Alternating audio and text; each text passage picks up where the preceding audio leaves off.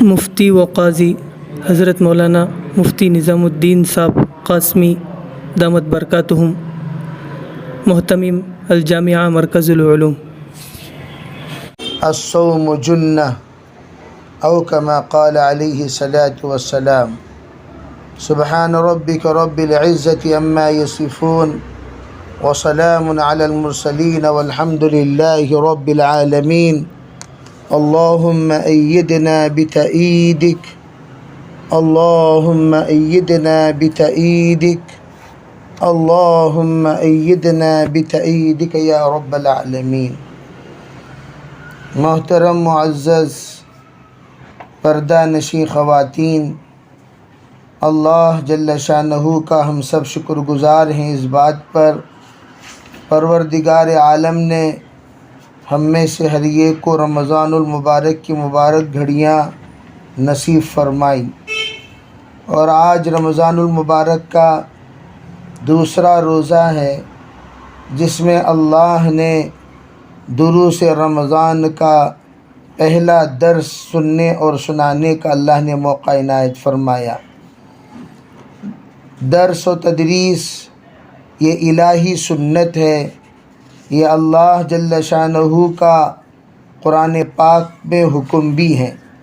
اللہ نے سب سے پہلی وحی جو نازل فرمائی، اس وحی کی بنیاد بھی یہی بات تھی، اقرأ بسم ربک الذی خلق۔ تم لوگ سب سے پہلے پڑھنا شروع کرو، پڑھو، اقرأ بسم ربک الذی خلق۔ کیا بات پڑھیں، کس کی بات پڑھیں؟ فرمایا اس رب کی بات پڑھو جس نے تمہیں پیدا کیا، بربک الذی خلق۔ پھر کیا کہا؟ خلق الانسان من علق۔ اس رب کی بات پڑھو جس رب نے پیدا کیا انسان کو ایک خون کے ڈلے سے۔ اب یہاں سوال پیدا ہوا، اللہ نے اقرأ بسم ربک الذی خلق، خلق الانسان من علق، اس کے ذریعے سے کیا بتانا چاہتا ہے؟ علماء فرماتے ہیں بات یہ ہے، پروردگار یہ بتانا چاہتا ہے کہ جس طرح بے قیمت چیز کو، بے حیثیت چیز کو، جس چیز کی کوئی بنیاد نہیں، جس چیز کی کوئی حیثیت نہیں، جس کا کوئی نام نہیں، جس کا کوئی نشان نہیں، ایک چھوٹا سا خون کا ڈلہ، اس کو اللہ نے نام والا بنایا، اس کا اللہ نے رشتہ بنایا، اس کو اللہ نے چہرہ دیا، اس کو اللہ نے بدن دیا، اس کو اللہ نے ایک نعمتوں سے نوازا۔ یہ تمام چیزوں کو سب سے پہلے دماغ میں بسا لو، جس طرح ہماری کوئی حیثیت نہیں تھی، اللہ نے ہماری حیثیت بنائی، ہمارا کوئی رشتہ نہیں تھا، اللہ نے ہمارا رشتہ بنایا، ہمارا کوئی تعلق نہیں تھا، اللہ نے تعلقات پیدا کیے، ہم لوگ بے نام تھے، اللہ نے نامدار بنایا۔ تو اسی طرح فرمایا آج تم ان پڑھ ہو، اللہ ایک نہ ایک دن تمہیں دانا بنائے گا، تمہیں عالم بنائے گا، تمہیں فہام بنائے گا، تمہیں علام بنائے گا، تمہیں اللہ محدث و مفسر بنائے گا، تمہیں مفکرہ بنائے گا، تمہیں محدثہ بنائے گا۔ یہ اس وقت اللہ کے طرف سے ہوگا جب تم ہمیشہ اس بات کو ذہن میں بٹھا لو کہ ہم لوگ سیکھنے کے لیے جا رہے ہیں، سمجھنے کے لیے جا رہے ہیں۔ اقرا یعنی پڑھنے کے لیے ہم جا رہے ہیں، اللہ نے حکم دیا پڑھو، تو یہ پڑھائی ہے، یہ اسباق ہیں کہ ہم سب سے پہلے اس حکم پر عمل کر رہے ہیں جس حکم کا اللہ نے ہمیں سب سے پہلے مخاطب بنایا۔ کوئی بھی وحی انبیاء علیہم السلام کی اقرا سے شروع نہیں ہوئی، صرف اللہ کے رسول علیہ السلام کا پیغام وہ ہے جو اقرا سے شروع ہوا۔ اللہ کا فضل ہے، اللہ کا کرم ہے، اقرا سے شروع کرنے کے بعد جناب رسول اللہ صلی اللہ علیہ وسلم اسی پیغام کو لے کر امت کے سامنے سب سے پہلے نبوت کی تعلیم دینا شروع کیے، نبوت کا پیغام پہنچانا شروع کیے۔ نبوت کے آپ نے اپنا اسباق جو شروع کیا وہ اقرا کے ذریعے سے شروع فرمایا۔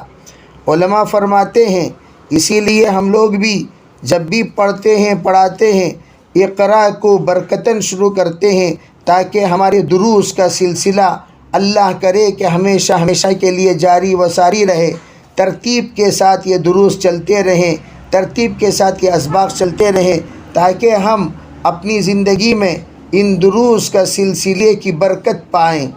اللہ نے الحمدللہ ہمیں جو توفیق عطا فرمائی، یہ توفیق کی فضیلت کیا ہے؟ اللہ کے رسول صلی اللہ علیہ وسلم نے فرمایا، من خرج لطلب العلم فهو فی سبیل اللہ حتی یرجع، جو بھی اللہ کا بندہ، اللہ کی بندی علم حاصل کرنے کے لیے گھر سے نکلے، فرمایا یوں سمجھو وہ اللہ کے راستے میں ہے، وہ اللہ کے راستے میں ہے۔ جتنی دیر ہم لوگ یہاں پر رہیں گے اتنی دیر ہمیں اللہ کے راستے کا ثواب ملتا رہے گا۔ اس لیے فرمایا اللہ کے راستے میں گویا کہ ہم لوگ اپنے گھر سے نکلنے کے بعد سے واپس لوٹنے تک ہم رہتے ہیں، لیکن تمام اللہ کا راستہ ہے، لیکن یہ اللہ کے راستے میں خصوصیت کیا ہے؟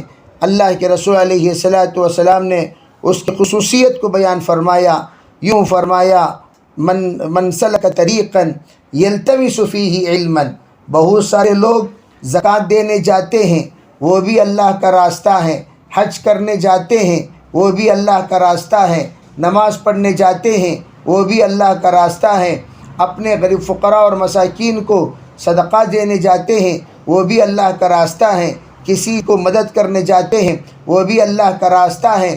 لیکن ان تمام راستوں سے یہ راستے کی الگ فضیلت حضور علیہ السلام نے بیان کرتے ہوئے فرمایا، اس راستے کی فضیلت اور اس راستے میں دونوں میں فرق کیا ہے؟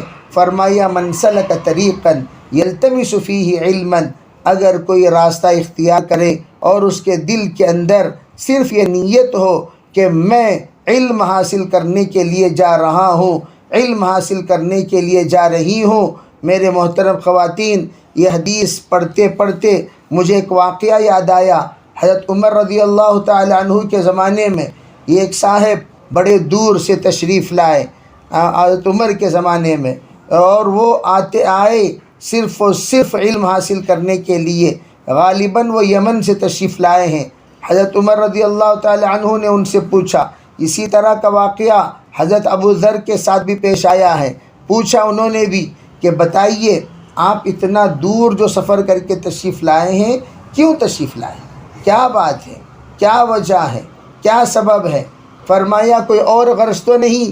فرمایا نہیں، بات یہ ہے کہ میں آیا ہوں صرف اتحیات سیکھنے کے لیے، اتحیات پڑھنے کے لیے، اتحیات سمجھنے کے لیے، اتحیات کو یاد کرنے کے لیے میں آیا ہوں۔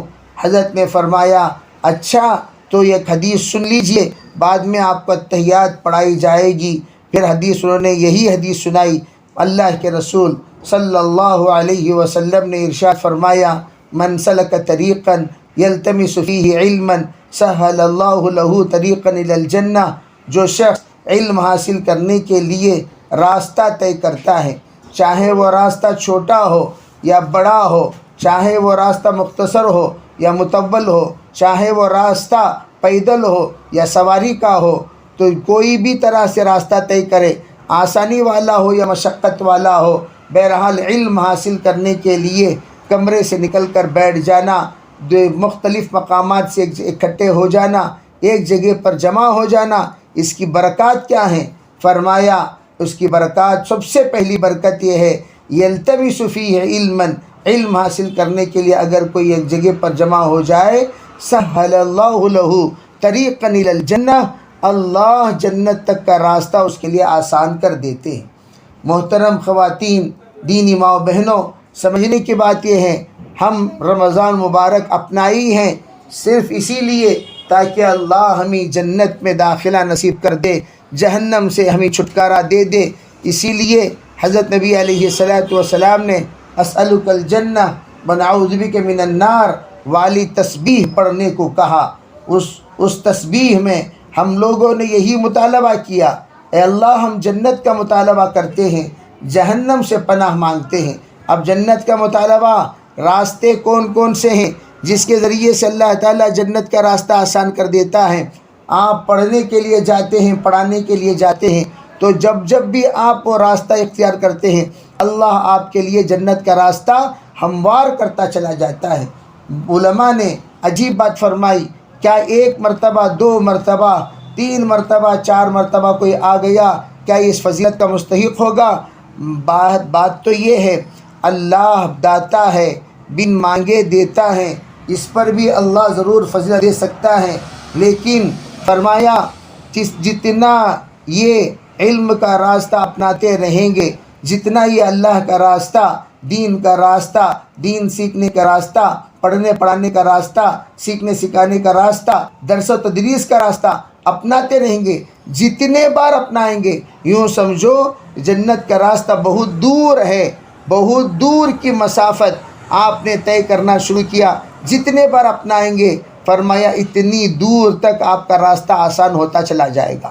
زندگی بھر آپ نے پڑھنے پڑھانے کا راستہ اپنا لیا، زندگی بھر آپ کا راستہ آسان ہو گیا، یہاں سے لے کر جنت تک کا راستہ آسان ہوتا چلا جائے گا۔ اس کی مثال یوں سمجھے، یہاں سے ہم لوگوں کو دلی جانی ہے، اب دلی جانے کے لیے 2000 سے زائد کلومیٹر طے کرنا پڑتا ہے۔ اب آپ نے ماشاءاللہ اپنی جگہ سے لے کر یہاں تک ایک 10 کلومیٹر سفر کر کے آئے، گویا دلی کا 10 کلومیٹر کا راستہ آسان ہو گیا جو آپ کو بعد میں طے کرنا ہے۔ اب جیسے جنت کا راستہ ہے، جنت کا راستے کا آپ کا 10 کلومیٹر آسان ہو گیا، دوبارہ آپ تشریف لائے 20 کلومیٹر آسان ہو گیا، سہبارہ آپ تشریف لائے 30 کلومیٹر آسان ہو گیا، چوتھے بار آپ تشریف لائے 40 کلومیٹر آسان ہو گیا۔ جب بھی آپ سیکھنے کے لیے تشریف لاتے رہیں گے اتنی دور تک کا راستہ آسان ہوتا چلا جائے گا۔ اگر اسی حال میں ہم دنیا سے رخصت ہو گئے تو پورا راستہ اللہ اپنے فضل سے طے کر دیتا ہے۔ جیسے ایک بندے کا واقعہ حدیث پاک میں موجود ہے کہ اس نے توبہ کا راستہ اختیار کیا، توبہ کرنے کے لیے وہ اپنے گھر سے نکلا، جب نکلا تو چلتے چلتے اس نے ایک سمجھا کہ بھئی چلو ایک بزرگ سے ملاقات کر لیتے ہیں اور ان سے جا کر ہم توبہ کرتے ہیں، لیکن وہ بزرگ نادان تھے، ناسمجھ تھے، حکمت سے خالی تھے۔ انہوں نے کیا کیا، جو ہی جا کر اس نے کہا میرے 99 گناہ ہیں، آپ کیا 99 قتل کیا ہوں، کیا میری غلطی اللہ معاف کر سکتا ہے؟ انہوں نے کہا ارے لا حول ولا قوہ، کوئی قاتل کی غلطی معافی کے قابل ہے؟ ہرگز ہرگز اللہ معاف نہیں کرے گا۔ آپ ہر حال میں آپ کو توبہ کرنا ہوگا، معافی چاہنا ہوگا، اور اللہ رب العزت آپ کو ہرگز ہرگز معاف نہیں کرے گا۔ تو اب یہ بیچارے کو غصہ آ گیا، ارے یہ بات کیا کہہ رہا ہے، معاف نہیں کرے گا؟ غصے میں آ کر یہ بے قابو ہو گیا، 100 قتل کر دیا۔ اور اب کیا ہوا، اب وہ اور کسی کے پاس گیا، اس نے کہا بھئی فلاں جگہ پر ایک اللہ والے ہیں، وہاں جاؤ، جا کر توبہ کرو۔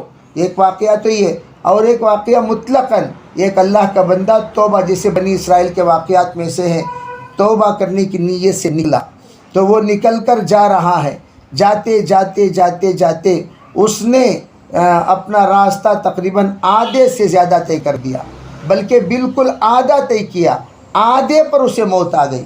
اب دونوں فرشتے آ گئے، اس لیے کہ وہ ابھی توبہ کیا نہیں، توبہ کا راستہ اپنایا، توبہ کا راستہ اختیار کیا، ابھی توبہ نہیں کیا۔ فرماتے ہیں ہوا کیا، فرمایا اب جب یہ توبہ اختیار کیا ہے تو اب اس اللہ کے بندے نے مستقل راستے میں بیچ میں انتقال ہو گیا، دونوں فرشتے آ گئے، نیکی کے فرشتے بھی، بدی کے فرشتے بھی۔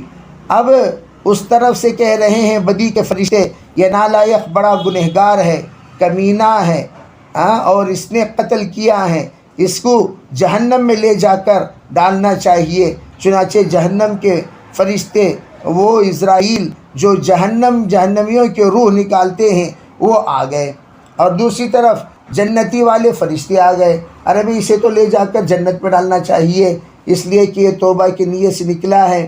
اس بندے کے لیے اللہ کے طرف سے التائب من الذنب کمن لا ذنب لہ کا فیصلہ ہو گیا۔ یہ سوچ کر وہ ایک فرشتوں کی جماعت آ کر پہنچ گئی۔ اب یہاں دونوں میں جھگڑا ہو رہا ہے، اللہ کے پاس مقدمہ پہنچا، مقدمہ اللہ کے پاس۔ علماء کہتے ہیں جب بھی کوئی جھگڑا ہو جائے فوراً اللہ اور اللہ کے رسول کے حکموں کے تابع اپنے جھگڑے کو کر دینا چاہیے، اپنے آپ سے اس مسئلے کو حل نہیں کرنا کہ اللہ کیا کہتا ہے، رسول کیا کہتے ہیں۔ چنانچہ اس جھگڑے کو لے جا کر اللہ کے دربار میں حاضر کر دیے، یا اللہ اس جھگڑے کا آپ فیصلہ کیجئے۔ اللہ جل شانہ نے کہا جاؤ جا کر ناپو اس کا نکلنے سے لے کر وفات تک کا راستہ، وفات سے لے کر جہاں تک منزل ہے وہاں تک کا راستہ، ان دونوں راستوں میں کون سا راستہ زیادہ ہے اور کون سا راستہ کم ہے۔ جب ناپا گیا تو کیا دیکھتے ہیں، جو منزل تک کا راستہ وہ راستہ اس نے زیادہ طے کیا، 1-2 قدم زیادہ طے کر دیا، اور وہ راستہ کم ہے جہاں تک منزل ہے، دونوں میں 2 قدم کا اضافہ ہے۔ فرمایا توبہ کی نیت سے طے کیا ہوا راستہ 2 قدم اضافہ ہے، اس بندے کو جنتوں میں شامل کر دو، جنتیوں میں شامل کر دو۔ یہ بندہ جنتی ہے اس لیے کہ اس نے نیت کی کہ میں اللہ کے نام پر توبہ کروں گا، معافی مانگوں گا، اچھے راستے پہ چلوں گا، اس نے نیت کی، اس نیت کی بدولت اس کا جنت کا راستہ طے کر دیا گیا۔ اسی طرح علماء فرماتے ہیں کہ اب ماشاءاللہ ہم نے اپنی زندگی میں کتنا گزارے، 30 سال، 40 سال، 50، 60 سال، لیکن جتنا علم حاصل کرنا چاہیے، جتنا سمجھ حاصل کرنا چاہیے، جتنا فہم حاصل کرنا چاہیے ہم نے حاصل نہیں کیا۔ لیکن اب ہم نے شروع کیا، اللہ کی ذات سے امید ہے، آپ یوں مت سمجھیے آج میری عمر بڑی ہو گئی اب میں حاصل کر کے کروں کیا، لیکن اللہ رب العزت داتا ہے، بن مانگے دیتا ہے۔ اللہ رب العزت انشاءاللہ ہمارے اس ارادے کے بدولت، ہم نے جو راستہ طے کرنے کا ارادہ فرما لیا، یہ اس ارادے کی بدولت اگر اللہ رب العزت نے ہمیں اپنے پاس بلا بھی لیا، ہم اس بات کا یقین کر سکتے ہیں کہ انشاءاللہ یہ راستے کی بدولت اللہ تعالی ہمیں طالب علم میں شامل کرے گا اور ہمیں جنت کا راستہ ہمارے لیے آسان کر دے گا۔ تو حضرت عمر رضی اللہ تعالی عنہ نے، حضرت ابو ذر رضی اللہ تعالی عنہ نے خود اپنے آپ کو یوں کہا کہ میں نے حضور علیہ السلام سے یہ روایت سنی ہے، اللہ کے رسول نے ارشاد فرمایا من سلک طریقا یلتمس فیہ علما سہل اللہ لہ طریقا الی الجنہ۔ یہ روایت بیچارے سننے کے بعد انہوں نے اتحیات سیکھی، اتحیات سیکھ کر سوار ہوئے اونٹ پر، اونٹ بدکنے لگا اور اونٹ پر سے گرے، گردن ٹوٹ گئی اور وہیں پر ان کا انتقال ہو گیا۔ اللہ حضرت عمر رضی اللہ تعالیٰ عنہ نے بھاگتے ہوئے دوڑتے ہوئے گئے، اٹھایا اور ان کو اپنے گود میں لٹایا اور یہ خوشخبری پھر دوبارہ سنایا کہ یوں کہا کہ دیکھو اس اللہ کے بندے نے اللہ کے راستے کی فضیلت، علم حاصل کرنے کی فضیلت سنی اور فوراً اللہ کا پیارا ہو گیا۔ کتنی بڑی شان اور کتنا بڑا مقام ہے اس بندے کا جو سیکھتے سیکھتے دنیا سے رخصت ہو گئے۔ اس لیے میں ہمیشہ خواتین سے، بڑوں سے یہ کہا کرتا ہوں، ارے تم الف با تا شروع کرو، پڑھنا شروع کرو، چاہے تم الف با تا پڑھتے پڑھتے آخری عمر کو پہنچ جاؤ تب بھی کوئی حرج نہیں۔ نیت کرو انشاءاللہ حافظہ بننے کی، نیت کرو انشاءاللہ حافظہ بننے کی۔ اگر تم حافظہ بننے کی نیت کرو گی، اللہ رب العزت الف با تا میں، ناظرہ خاں میں آپ کو اگر اللہ تعالیٰ اپنا پیارا کر لیا، اپنے پاس بلا لیا، قیامت کے دن تم حافظہ کے صف میں اٹھائی جاؤ گی، اللہ تمہیں حافظہ کے صف میں اٹھائے گا، اللہ جل شانہ تمہیں حافظہ کے صف میں مقام دے گا، جگہ دے گا۔ حضرت عائشہ حافظہ ہیں، ان کے ساتھ کھڑی رہو گی، حضرت فاطمہ حافظہ ہیں، ان کے ساتھ کھڑی رہو گی۔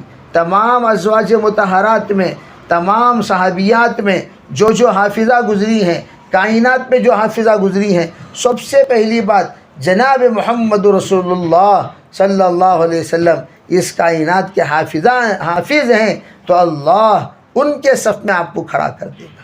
تو اس لیے ہم لوگ نیت کریں، ابھی ہم جو آ رہے ہیں یہ بہت ہی مقدس اور فضیلت والا وقت ہے جو ہم یہاں لگا رہے ہیں۔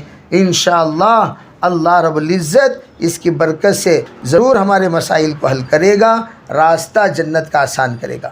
اور دوسری جگہ قرآن پاک میں بھی خود اللہ نے اس کا تذکرہ فرمایا کہ وَمَا آتَيْنَاهُم مِّن كُتُبٍ وَمَا آتَيْنَاهُم مِّن كُتُبٍ يَدْرُسُونَهَا وَمَا أَرْسَلْنَا إِلَيْهِمْ قَبْلَكَ مِن نَذِيرٍ۔ سورہ سبا میں آیت نمبر 40/4، آیت نمبر 44 میں اللہ رب العزت نے ایک عجیب بات فرمائی، جو جن لوگوں کو ہم نے کتابیں عطا فرمائی وہ ان تمام کتابیں جو کچھ ان کو عطا کی گئی، یعنی تورات ہو، انجیل ہو، زبور ہو، اللہ جل شانہ ارشاد فرماتے ہیں یدرسونہا، وہ اس کا سبق پڑھنا پڑھانا کرتے تھے، سیکھنا سکھانا کرتے تھے، وہ ان اسباق کو پڑھتے تھے، سیکھتے تھے، سمجھتے تھے۔ پھر کیا فرمایا؟ وَمَا أَرْسَلْنَا إِلَيْهِمْ قَبْلَكَ مِن نَذِيرٍ، آپ سے پہلے ہم نے ان میں کوئی نذیر نہیں بھیجا، کوئی نذیر نہیں بھیجا۔ گویا پڑھنا پڑھانے کا سلسلہ ان میں جاری تھا، تدریس کا سلسلہ۔ فرماتے ہیں یہود و نصارہ میں آج تورات، انجیل، زبور اصلیت پر نہیں ہے۔ اس کی وجہ کیا؟ انہوں نے پڑھنا پڑھانا ختم کر دیا، دین سیکھنا سکھانا ختم کر دیا، ان کے مدارس ختم ہو گئے، ان کے حلقے ختم ہو گئے، ان کے جتنے دروس کے مجالس تھے وہ ختم ہو گئے۔ آج ہم یہی محسوس کر رہے ہیں، دیندار طبقوں میں، دیندار حلقوں میں، دیندار جو اپنے آپ کو کہتے ہیں، ان میں بھی آپ دیکھ لیں دین کا پڑھنا پڑھانا کتنا ہے، کتنا فیصد وہ لوگ دین جانتے ہیں، کتنا فیصد وہ لوگ دین سمجھتے ہیں، کتنا فیصد وہ لوگ دین کے سلسلے میں سیکھنے کا ارادہ رکھتے ہیں۔ آپ عموماً دیکھیں گے کہ جس کے پاس جتنا علم ہے اسی علم پر اکتفا کرتے ہیں، وہ یوں سمجھتا ہے میرے پاس بہت علم آ گیا، اتنا علم بس ہے، وہ حالانکہ معمولی باتیں جانتا ہے۔ ایک صاحب یہاں تشریف لائے، کہنے لگے مولانا میں کیا بتاؤں، اللہ مجھے اتنا علم دیا، اتنا علم دیا، اتنا علم دیا، میں اسے کہہ نہیں سکتا کتنا علم دیا۔ میں یوں سمجھتا ہوں زیادہ زیادہ ان کے پاس تعلیم الاسلام کا علم ہوگا، چند باتوں کا علم ہوگا، لیکن وہ اسی علم پر اپنے آپ کو علامہ سمجھ رہے ہیں۔ ایسے علم کے دعوے دار، جیسے جیسے علم آتا ہے ویسے ویسے جہالت کا اقرار ہوتا ہے، جیسے جیسے علم کم ہوتا ہے ویسے ویسے علم کا اقرار لوگ کرتے ہیں۔ تو کم علم انسان اپنے آپ کو علامہ سمجھے گا، زیادہ علم والا اپنے آپ کو نادان سمجھے گا۔ بہرحال اللہ نے اپنے فضل و کرم سے ہمیں پہلے حکم پر عمل کرنے کا موقع دیا، توفیق عطا فرمائی، اس لیے ہم نے اس کا نام دروس رمضان رکھا۔ اور نیت تو یہ کرتے ہیں رمضان مبارک کے بعد بھی ہفتے میں ایک دن مسلسل آپ حضرات کے لیے ایک ایسا طے کیا جائے جس میں باقاعدہ آپ حضرات کے مسائل کا حل ہو، آپ حضرات کے مسائل کا حل ہو، آپ حضرات کو سکھایا جائے، پڑھایا جائے اور آپ کے تمام اشکالات کا جواب دیا جائے، تاکہ یہ سلسلے درس ہمارا جاری و ساری رہے، اور جو بھی اس درس میں شامل ہوں وہ اللہ سے کہہ سکے اے میرے پروردگار، ہم لوگ جاتے تھے، پڑھتے تھے، سمجھتے تھے، سیکھتے تھے، اپنے بس میں جو ہوتا تھا وہ سب ہم کرتے تھے، یا اللہ ہمارے بس میں جو تھا وہ ہم نے کیا، آگے یا اللہ تو بڑا رحیم ہے، کریم ہے، اے میرے رب تو اپنے فضل و کرم سے اس معاملے کو حل فرما، اللہ سے ہم کہہ سکتے ہیں۔ اور دوسری بات یہ ہے، میں ہمیشہ یہ بھی بات کہا کرتا ہوں، ہم لوگوں کے اندر قرآن پاک پڑھنے کا تو ذوق ماشاءاللہ ہے، قرآن تو پڑھتے ہیں، لیکن قرآن سمجھنے کا ذوق نہیں ہے۔ اللہ ہم سے کیا کہنا چاہتا ہے، ہم لوگ اس کے سمجھنے کا ذوق نہیں رکھتے، سمجھتے نہیں۔ قرآن پاک کے سلسلے میں حضرت علی میاں صاحب رحمۃ اللہ علیہ ہمیشہ کہا کرتے تھے، قرآن ہمارا، جب ہم قرآن پڑھتے ہیں، قرآن ہمارا دامن پکڑ کر یوں کہتا ہے، ارے اللہ کے بندے ذرا رک، مجھے سمجھ اور آگے بڑھ، ذرا رک مجھے سمجھ آگے بڑھ، ذرا رک مجھے سمجھ آگے بڑھ۔ اب ہم قرآن پڑھتے ہیں دامن پکڑ کر قرآن کی وہ آیت کہتی ہے، ارے کہاں جا رہا ہے، کہاں دوڑ رہا ہے، کہاں بھاگ رہا ہے، ذرا رک، مجھے سمجھ، آگے بڑھ۔ فرمایا ایک بڑا مجمع زندگی گزار کر دنیا سے رخصت ہو جائے گا، لیکن قرآن نے اس کے سامنے رویا، قرآن کا رونا ان سے سنا نہیں، قرآن نے اس کو سمجھایا، قرآن کا سمجھانا سمجھا نہیں، قرآن نے اس کو دھمکایا، قرآن کا دھمکانا اسے نظر آیا نہیں، قرآن نے تنبیہ کیا، تنبیہ کرنا اس کے ذہن میں گزرا نہیں، اس کے بدن پر اس کا ذرا بھی اثر ہوا نہیں۔ قرآن نے اس کو بشارت سنائی، بشارتوں کا کوئی مزہ اس نے لیا نہیں، قرآن نے اس کو ڈرایا جہنم کی آگ سے، لیکن اس کا ڈرانا اس کو کسی بھی کام آیا نہیں۔ گویا ایک گونگے کے سامنے ہمارا، ایک نابینا کے سامنے ہمارا رونا دھونا، ہمارا ہنسنا، ہمارا مسکرانا کسی بھی کام کا فائدہ نہیں، ہمارا غصے میں آنا، ہمارا غمگین ہونا جس طرح اس بے حس کے سامنے کوئی فائدہ نہیں، اسی طرح ہمارا بھی حال ہو گیا۔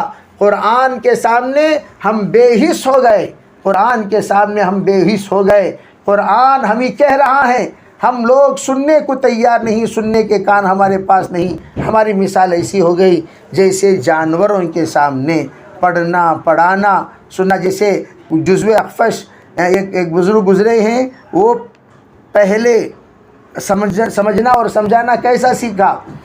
علماء کہتے ہیں کہ وہ ایک بکری پکڑ لیا کرتے تھے، بکری کے 2 کان کو پکڑ لیتے گھٹ، اور اسے نحو کا قاعدہ سمجھاتے، صرف کا قاعدہ سمجھاتے، مسائل سمجھاتے۔ وہ بکری کو کان چھوڑتے ہی وہ بکری سر ہلاتی، تو ہلاتے ہی وہ یوں سمجھ جاتے، اچھا اب بھی تو سمجھا نہیں، چل اور ایک مرتبہ سمجھاتا ہوں۔ پھر دوبارہ بکری کو سمجھاتے، پھر کان چھوڑتے، پھر وہ سر ہلاتا، کان جھٹکتا، تو کان تو پھر اچھا اب بھی تو سمجھا نہیں، پھر وہ بکرے کو پکڑ کر پھر سمجھاتے۔ اس طرح سمجھاتے سمجھاتے سمجھانا سیکھ لیا۔ اسی طرح ہمارا حال ہو گیا، قرآن ہمارا کان پکڑ کر چھوڑتا ہے، ہم کان جھٹکتے بھی نہیں۔ ارے قرآن ہمیں ایک ایک بات کو مثالوں سے سمجھاتا ہے، لیکن ہمارے سامنے ہماری مثال ایسی ہو گئی جیسے مدینہ منورہ میں ایک مرتبہ تراویح چل رہی تھی، حضرت تراویح پڑھاتے پڑھاتے جہنم کی آیت پر سے گزرے، رونے لگے، آنکھوں سے آنسو نکل آئی۔ اب وہ بیچارے رو رہے ہیں، ہچکیاں لے رہے ہیں۔ تراویح ختم ہوئی، ایک اجمی صاحب آئے، آ کر سلام کیا، کیا مولانا کیا تکلیف تھی امام صاحب کو، کیا پیٹ میں درد تھا، سر میں درد تھا، کہیں کو اچانک روئے۔ اب یہ بیچارے کے سامنے کیا کہیں، قرآن ہمارے سامنے رو رہا ہے، ہمیں اس کا رونا نظر نہیں آتا، ہنستا ہے ہنسنا نظر نہیں آتا، ہمیں سناتا ہے سنانا نظر نہیں آتا، ہمیں بتاتا ہے ہمیں دکھائی نہیں دیتا، پھر قرآن ہم سے کیا کہے گا؟ ارے کہے گا، ارے کیسے لوگ ہیں یہ، کیسے لوگ ہیں، کیسے جاہلوں کے پاس میں آ گیا ہوں، کیسے نادانوں کے پاس میں پہنچ چکا ہوں، ارے کیسے بے وقوفوں کے پاس میں آ گیا ہوں، ان کو میں کچھ کہہ رہا ہوں، یہ سننے کو تیار نہیں، سمجھنے کو تیار نہیں، اب میں کروں تو کیا کروں؟ اللہ کے رسول صلی اللہ علیہ وسلم حشر کے میدان میں ایسے لوگوں کی شکایت کریں گے۔ میرے بھائیوں بہنوں، میں آپ کو آج کے درس سے یہ پیغام دینا چاہتا ہوں، میری ذمہ داری ہے، مجھ پر فرض ہے کہ دروس کا سلسلہ شروع کرنا، سمجھنا نہ سمجھنا، آنا نہ آنا، اور اس سلسلے میں فکر کرنا نہ کرنا وہ آپ کے حوالے ہے۔ میں نے اپنی زندگی کا جو کچھ علماء ہونے کی حیثیت سے ہمارے اوپر ذمہ داری بنتی ہے، وہ ذمہ داری کا حق ہم نے ادا کر دیا، اس طور پر کہ ہم نے تمہارے لیے دروس کا نظام بنا دیا، ہم نے تمہارے لیے دروس کا انتظام کر دیا، ہم نے آپ کو کہہ دیا دیکھو یہاں پر فلاں چیز ملے گی، آؤ آ کر لے لو، اعلان پر اعلان کر دیا، ترغیب پر ترغیب کر دیا۔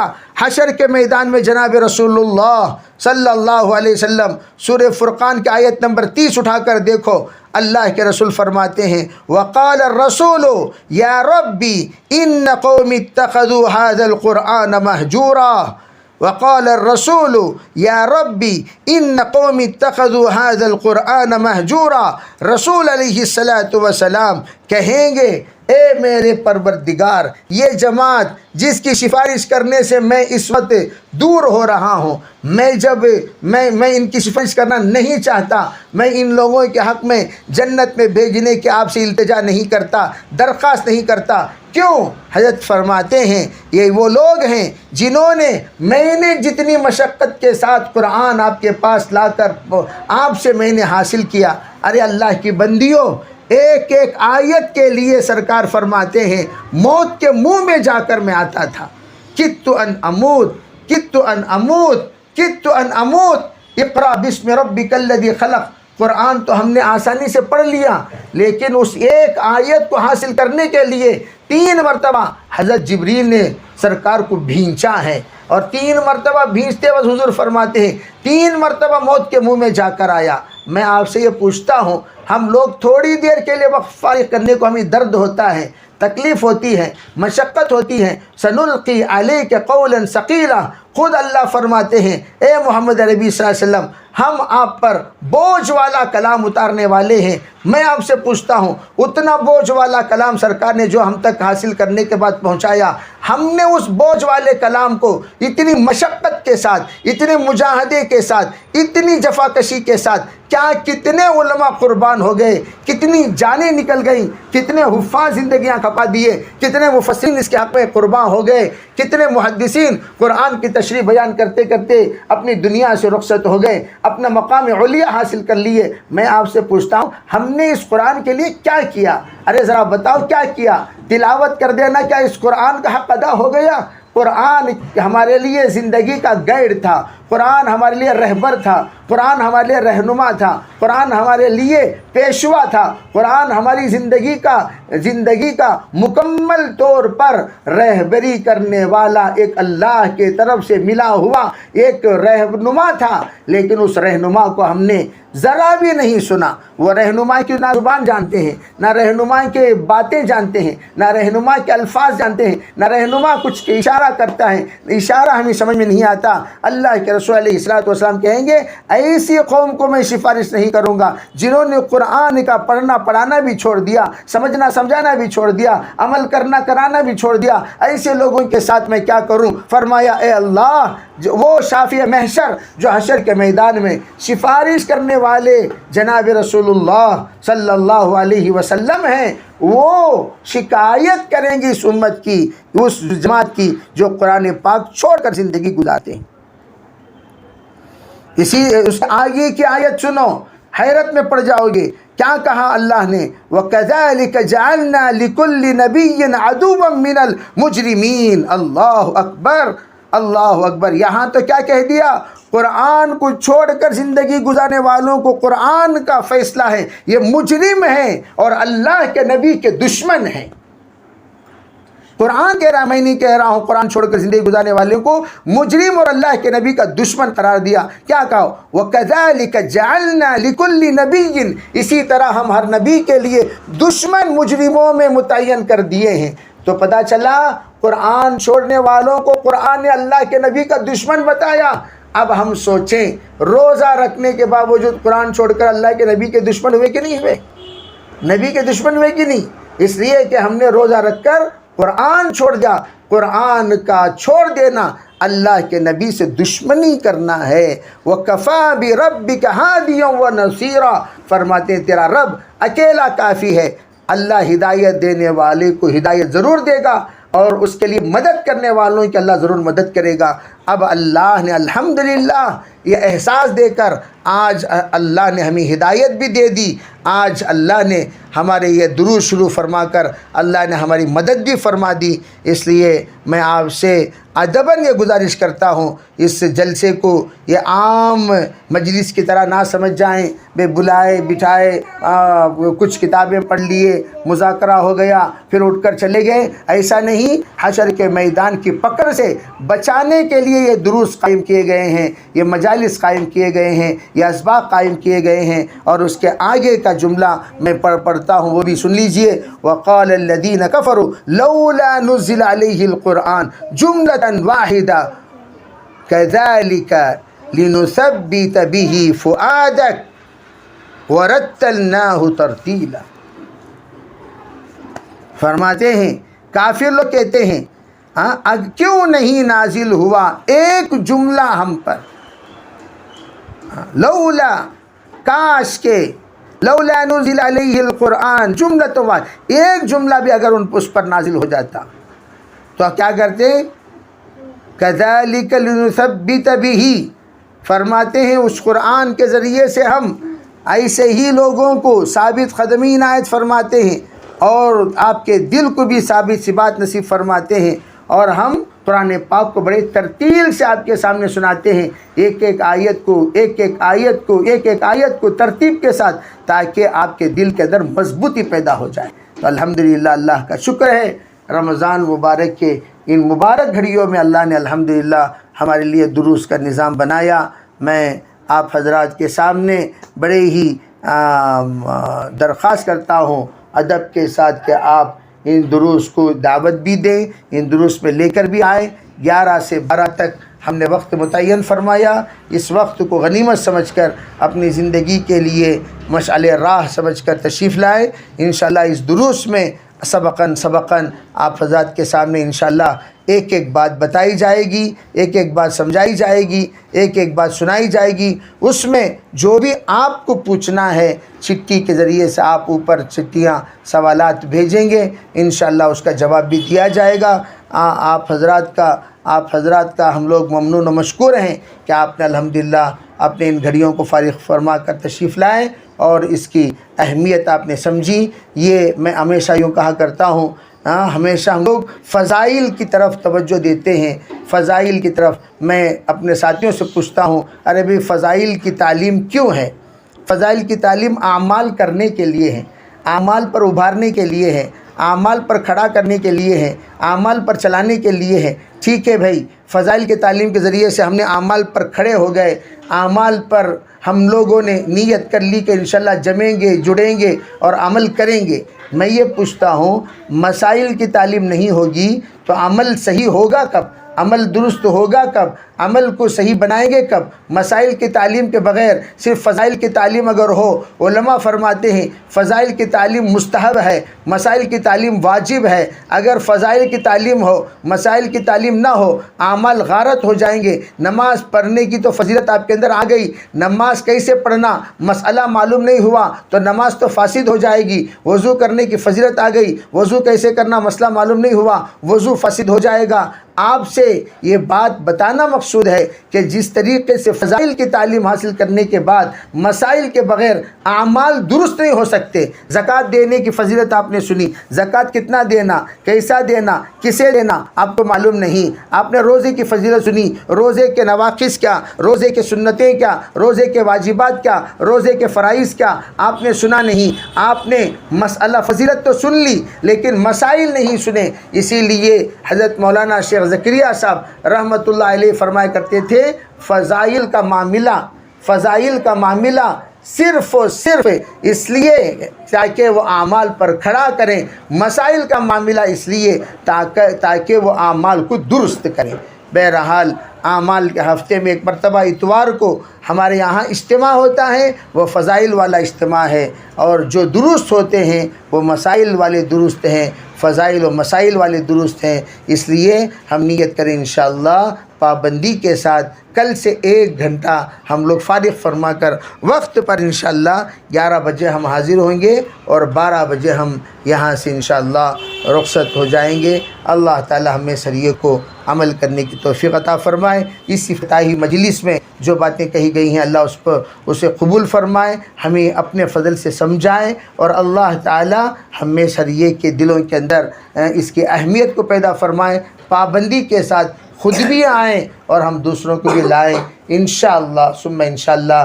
اس مجلس میں آتے رہیں گے. اللہ تعالیٰ ہماری زندگی کے بہت سارے مسائل کو اللہ حل کریں گے انشاءاللہ. اللہ تعالیٰ ہمیں سریے کو عمل کی توفیق عطا فرمائے. میں اسی لیے ایک نظام سوچا اپنے ذہن میں، 1 گھنٹے کا یہ نظام رہے گا.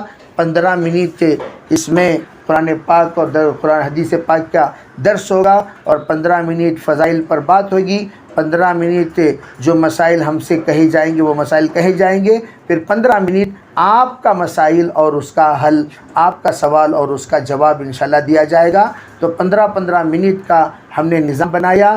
شروع کا 15 منٹ یہ نظام درس ہوگا، اور دوسرا 15 منٹ نظام فضائل ہوں گے، تیسرا 15 منٹ نظام مسائل ہوں گے، چوتھا 15 منٹ آپ کا سوال اور اس کا جواب ہوگا۔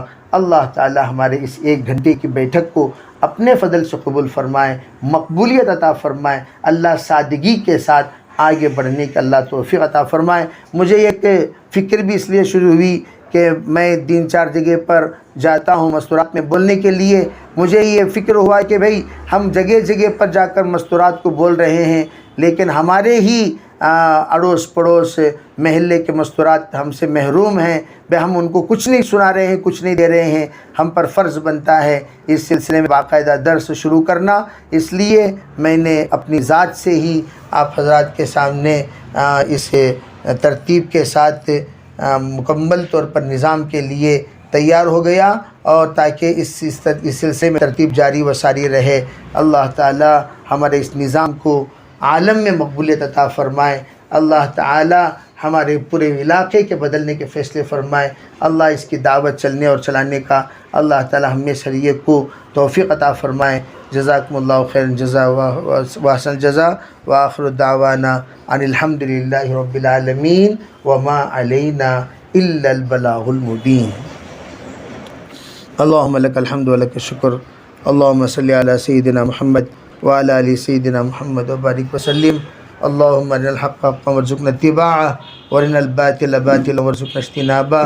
اللہم آت نفوسنا تقواہا وزکھا انت خیر من زکاہا انت ولیہا ومولاہا، واہدنا الی سواء السبیل واہدنا الی سواء الصراط۔ اللہم فقہنا فی الدین وعلمنا القرآن الحکیم، اللہم فقہنا فی الدین وعلمنا القرآن الحکیم، اللہم فقہنا فی الدین وعلمنا القرآن الحکیم۔ اللہم لا سہل الا ما جعلتہ سہلا، انت تجعل الحزن سہلا اذا شئت یا رب العالمین۔ اللہم انک عفو کریم تحب العفو فاعف عنا یا کریم۔ اے اللہ ہم سب کے گناہوں کو معاف فرما، خطایا سے درگزر فرما، بقیہ زندگی تیرے رحمات پر مرضیات پر گزارنے کی توفیق عطا فرما۔ یا اللہ ہمیں یہ کو اپنے فضل و کرم سے قبول فرما۔ یا اللہ آج ہم نے جو کچھ بھی درس کی اہمیت پر، قرآن پڑھنے اور پڑھانے کی اہمیت پر، سمجھنے اور سمجھانے کی اہمیت پر، مسائل سننے اور سنانے کی اہمیت پر، فضائل اور مسائل کے سلسلے میں جو بھی باتیں ہم نے بتائیں ان تمام باتوں پر عمل کرنے کی توفیق عطا فرما۔ ہماری اس دروس کی افتتاح کو یا اللہ قبول فرما۔ یا اللہ تو نے حکم دیا، تیرے حکم پر ہم عمل پیرا ہوتے ہوئے ہم نے درس شروع کر دیا۔ یا اللہ ذوق در ذوق ہمارے اس درس کو مقبولیت عطا فرما۔ یا اللہ لوگوں کے دلوں میں اہمیت عطا فرما، فکر عطا فرما، اپنے زندگی کے اندر سدھار لانے کا ایک جذبہ عطا فرما۔ یا اللہ ہمارے خواتین بڑے ہی یا اللہ مجبور ہیں، معذور ہیں، یا اللہ معصوم بھی ہیں، ان کو بہت ساری باتوں کا علم جو ہمیں دینا چاہیے تھا ہم نہیں دے سکے۔ یا اللہ یہ ہمارا قصور ہے، یا اللہ اس قصور کو اپنے فضل سے معاف فرما۔ یا اللہ ان کے شائن شان علم عطا کرنے کی، یا اللہ ان کی ضرورت کے مطابق علم دینے کی ہمیں توفیق عطا فرما۔ یا اللہ اس دروس کو جو رمضان مبارک میں ہم نے شروع کیا، یا اللہ اس دروس کو ہمیشہ ہمیشہ کے لیے جاری و ساری فرما، ہمیشہ ہمیشہ کے لیے جاری و ساری فرما، ہمیشہ ہمیشہ کے لیے جاری و ساری فرما۔ یا اللہ اس کے برکات کو نمایاں فرما، اس کے برکات کو نمایاں فرما، علاقے میں ہدایت کو عام فرما، علاقے میں ہدایت کو عام فرما۔ یا اللہ ہمارے گھروں کے مردوں کو بھی، عورتوں کو بھی، یا اللہ بچوں کو بھی، بڑوں کو بھی، سب کو نیک توفیق عطا فرما۔ رمضان کی برکت سے یا اللہ رمضان کے اوقات کو ضائع کرنے سے حفاظت فرما۔ یا اللہ اس کی اہمیت نصیب فرما، اس کی وقت نصیب فرما۔ یا اللہ اس کے سلسلے میں جو کچھ بھی باتیں بتائی گئیں، یا اللہ ان تمام باتوں کو دل میں بسا کر اپنے ساتھ یا اللہ ہمیشہ کسی نہ کسی کو، نئے بہنوں کو تشکیل کر کے لانے کی توفیق عطا فرما۔ ہمارے ذریعے سے وہ بندی بھی اگر بدل گئی، وہ بندی کے اندر سدھار پیدا ہو گیا، وہ بندی کے اعمال بدل گئے، اللہ اس کا بھی ثواب تو ہمیں ہی دیتا ہے۔ الدال علی الخیر کفاعلہ، یا اللہ اس کے خیر کے کام کی دعوت دینے کی ہمیں شریعت کو توفیق عطا فرما۔ یا اللہ غفلت سے یا اللہ غفلت سے پوری پوری حفاظت فرما. ہمارے زندگی کے ایک ایک لمحات کو تیرے دین کی محنت کے لیے قبول فرما. یا اللہ جو ہماری استعداد ہے یہ پوری استعدادیں تیرے دین کے لیے قربان ہو جائیں. ہماری نسلیں قربان ہو جائیں, ہمارے گھر کے تمام افراد قربان ہو جائیں, مرد بھی یا اللہ خواتین بھی قربان ہو جائیں. ایسے فیصلے فرما. یا اللہ ہمارے پورے خاندان اور گھرانے کو یا اللہ دین کے تعلیم و تعلم کا نمونہ بنا دے. یا اللہ دین کے دعوت کا نمونہ بنا دے, دین کے فکروں کا نمونہ بنا دے, دین کے جذبات کا نمونہ بنا دے. اپنے فضل سے ہمارے اس محنت کو قبول فرما. یا اللہ ہمارے خواتین بڑے وقت نکال کر آئی ہوئی ہیں, ان کے جائز مرادوں کو پورا فرما, ان کے تمام تقاضوں کو پورا فرما. یا اللہ یہاں کے ذریعے سے ان کے زندگی کے تمام مسائل حل ہوں, ایسے فیصلے فرما. یا اللہ مالا ینحل مسائل کو تو حل کرنے والا ہے, حل فرما دے. یا اللہ ناممکنات کو ممکن کرنے والی ذات, انہونی کو ہونی کرنے والی ذات تیری ذات ہے. اپنے فضل کا کرم کا معاملہ فرما. کن فیکون کی ذات ہے. یا اللہ تیرے حکم کے محتاج ہیں تمام اسباب. یا اللہ تیرے حکم کے محتاج ہیں, تو حکم فرما کر تمام اسباب کو سازگار بنا دے.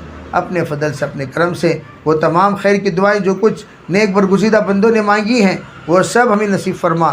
جن سے پناہ مانگی ان سب سے پناہ نصیب فرما. اپنے فضل سے ہماری دعاؤں کو قبول فرما.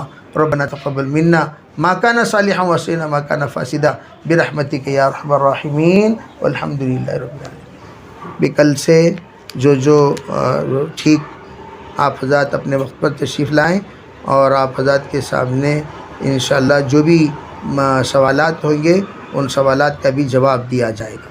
اللہ تعالی ہمیں شریعت کو عمل کی توفیق عطا فرمائے. سبحان اللہ بحمدہ سبحانک اللہم وبحمدک ونشہد ان لا الہ الا انت نستغفرک ونتوب الیک. سبحان ربک رب العزۃ عما یصفون وسلام علی المرسلین والحمد للہ رب العالمین.